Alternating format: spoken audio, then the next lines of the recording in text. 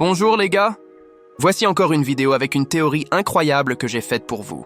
Laissez déjà votre like et abonnez-vous à la chaîne pour me soutenir.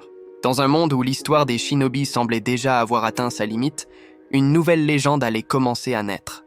Himawari Uzumaki, fille de Naruto et Hinata, avait toujours été vue comme la plus douce, la plus calme, celle qui n'aurait jamais le destin de porter le fardeau des grandes guerres ninja.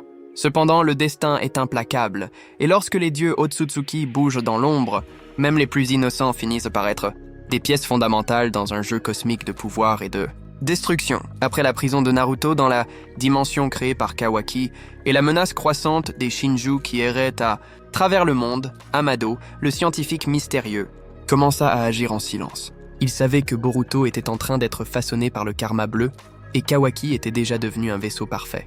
Mais au milieu de tout cela, Amado avait ses propres plans et l'un d'eux était directement lié à Himawari. Contrairement à ce que beaucoup imaginaient, il n'avait jamais choisi la jeune Uzumaki par hasard.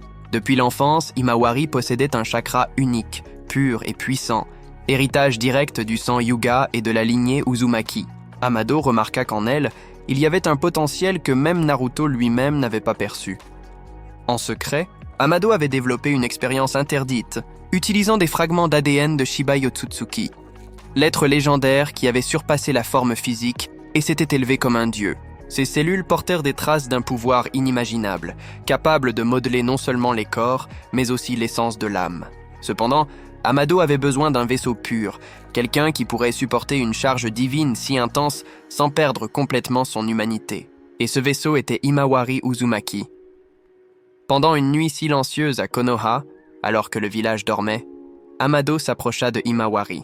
Il la convainquit que son destin était lié à celui de son frère, Boruto, et que si elle n'acceptait pas ce pouvoir, elle ne pourrait jamais protéger ceux qu'elle aimait. Initialement, Himawari refusa. Elle ne voulait pas devenir une arme, ni porter le fardeau qui avait déjà détruit la jeunesse de tant de générations précédentes. Mais en se souvenant du regard de Boruto, chargé de tristesse et de solitude, elle décida d'accepter. C'est à cet instant que les cellules de Shibai furent implantées en elle, initiant un processus de transformation qui allait changer l'histoire du monde ninja pour toujours. Au début, Himawari ne ressentit qu'une énergie étrange couler dans ses veines, comme un feu éternel brûlant dans sa poitrine.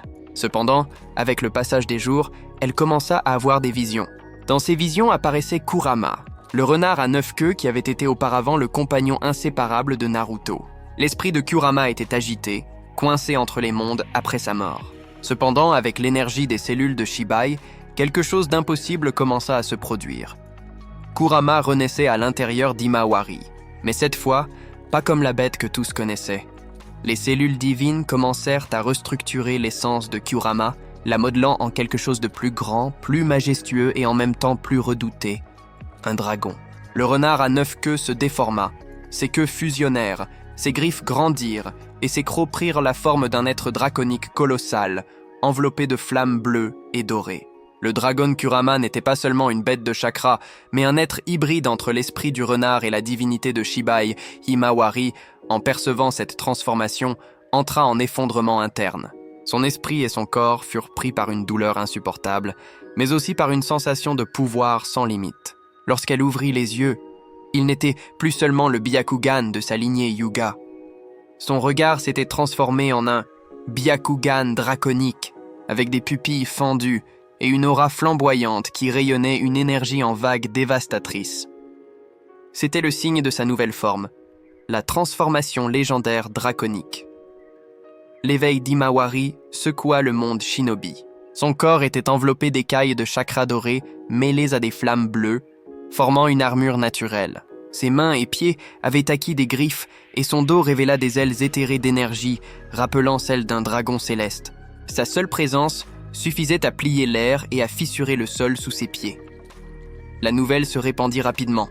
La fille de Naruto avait éveillé un pouvoir comparable, voire supérieur, à celui du propre sage des 6 chemins. Et ce pouvoir ne tarda pas à être mis à l'épreuve.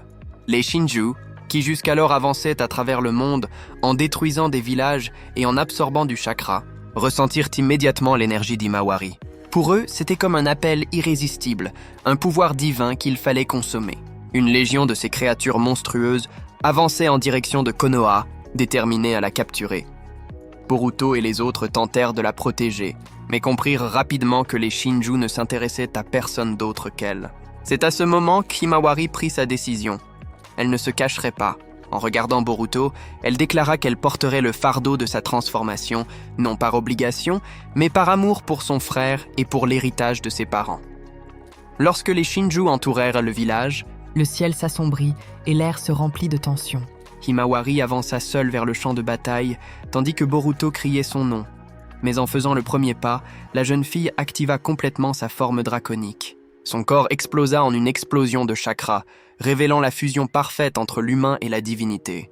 Himawari était maintenant un dragon humanoïde, enveloppé de flammes bleu doré, avec des ailes majestueuses et des yeux flamboyants reflétant la fureur de Kurama. La bataille qui suivit fut inscrite dans l'histoire comme le rugissement du dragon céleste. Himawari traversa les cieux telle une foudre, détruisant les Shinju avec des coups de ses griffes enflammées. Son rugissement résonnait comme des tonnerres, ouvrant des cratères dans le sol et pulvérisant ses ennemis en quelques secondes. Chaque attaque libérait des vagues d'énergie équivalentes à plusieurs Bijudama combinés. C'était comme si l'esprit même de Kurama célébrait sa renaissance sous forme draconique. Boruto, en regardant, ne savait pas s'il devait pleurer de fierté ou de peur.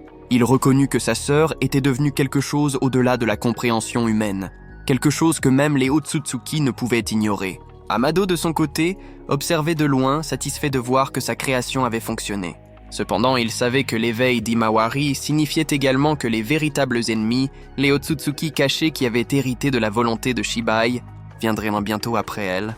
Au sommet de la bataille, Himawari unit son chakra à l'esprit draconique de Kurama, créant une technique suprême, le Ryujin Rasengan, une sphère d'énergie enflammée en forme de dragon qui descendit des cieux comme une étoile filante. Lorsque l'attaque heurta l'armée des Shinju, l'explosion illumina le monde entier, détruisant des milliers d'ennemis en un seul coup. À la fin, épuisé, Himawari tomba dans les bras de Boruto, qui promit de ne jamais la laisser porter ce fardeau seul. Mais au fond, tous deux savaient que l'éveil de la forme légendaire draconique n'était que le début. Car désormais, non seulement les Shinju, mais les dieux Otsutsuki eux-mêmes tourneraient leurs yeux vers elle. La fille de Naruto et Hinata était devenue la nouvelle pièce centrale du destin du monde ninja, le dragon céleste capable à la fois de sauver et de détruire toute l'humanité. Ainsi naquit une nouvelle légende. Himawari, porteuse du dragon Kurama, la gardienne qui unissait le pouvoir du renard, le sang Uzumaki et Hyuga, et la divinité de Shibai. Le monde shinobi ne serait plus jamais le même. Avez-vous aimé la vidéo? Alors abonnez-vous à la chaîne et activez les notifications. À la prochaine vidéo. Merci les gars.